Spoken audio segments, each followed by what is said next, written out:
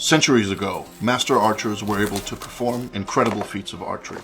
These skills have long since been forgotten, but the Danish archer Lars Andersen is trying to reinvent what has been lost.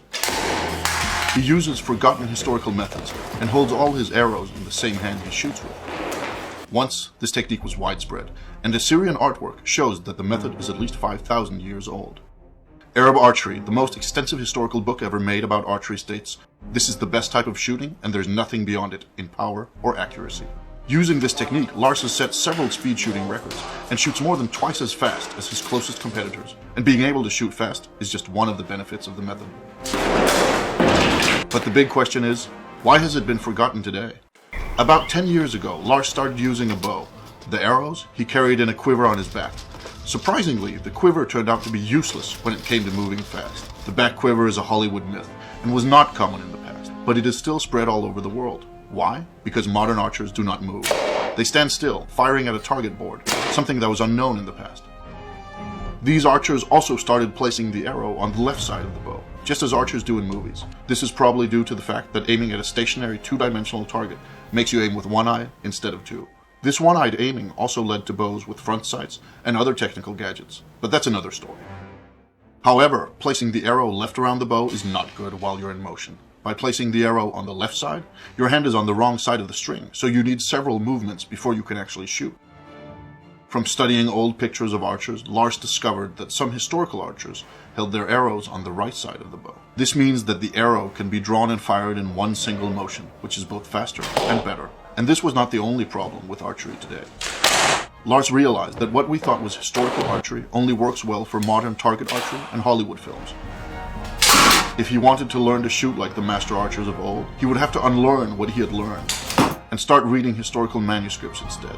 He would have to find his way back to a time when archery was simpler and more natural, exactly like throwing a ball. In essence, making archery as simple as possible. It is harder to learn how to shoot this way, but it gives more options, and ultimately, it's also more fun. A war archer must have total control over his bow in all situations, and must be able to handle his bow and arrows in a controlled way under the most varied of circumstances. The old manuscripts told Lars that master archers could shoot the bow with both hands and still hit the target, so he began practicing. It is also described that an archer in motion must be able to hit a blade so that the arrow splits in two parts, like this. Archers could also pick up enemy arrows and shoot them back, or grab arrows while on the move and fire them rapidly. There are even myths of archers who could grab an enemy's arrow and shoot it back at him.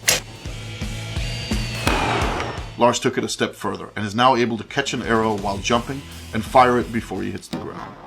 Perhaps most importantly, modern slow archery has led people to believe that war archers only shot at long distances. However, Lars found that they could shoot at any distance, even up close. This does require the ability to fire fast, though. In the beginning, archers probably drew arrows from quivers or belts, but since then, they started holding the arrows in the bow hand, and later in the draw hand. Taking it to this third level, that of holding arrows in the draw hand, requires immense practice and skill, and only professional archers, hunters, and so on would have had the time for it. When guns started replacing bows, this technique was forgotten, and the only reason Lars is able to do it is because he spent years practicing intensely. The hard part is not learning how to hold the arrows, but learning how to handle them properly, and draw and fire in one single motion, no matter what method is used. It works in all positions, and while in motion, whether rolling, running, or on horseback. It also works with sharp arrows and powerful bows. And while there is no doubt that those war archers of the past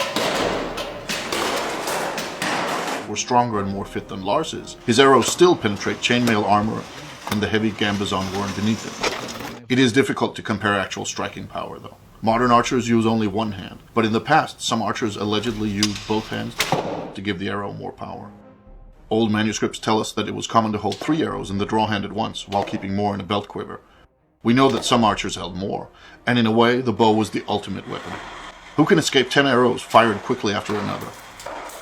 From old texts, we know that Saracen archers were expected to be able to fire 3 arrows in 1.5 seconds, and very skilled archers were even faster. Lars has managed to shoot 3 arrows in 0.6 seconds, but while speed is important, hitting the target is essential. To test accuracy and speed at the same time, Lars set up an experiment where he shot incoming arrows with arrows of his own. But he took it one step further. In the 1938 movie, The Adventures of Robin Hood, Robin Hood splits an arrow down the middle. Some consider this the ultimate archery trick. They're wrong. No! The ultimate archery trick is splitting an incoming arrow in 2 with one of your own. We do not recommend you trying this at home. Thank you for watching.